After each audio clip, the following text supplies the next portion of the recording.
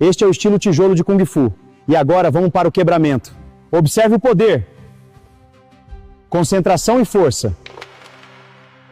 Agora vou mostrar os movimentos da garra de tijolo. A garra de tijolo exige força nos dedos e precisão. Observe como eu formo a garra e aplico a pressão. Isso é o que quebra o tijolo! Agora vou mostrar o brasão da garra de tijolo Kung Fu. Este é o símbolo clássico da garra de tijolo. Observe a posição exata das mãos e a queixa.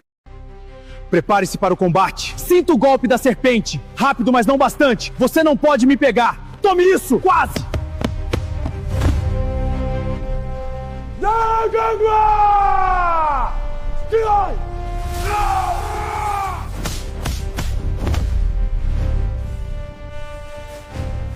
Último golpe da chuva de Jorge!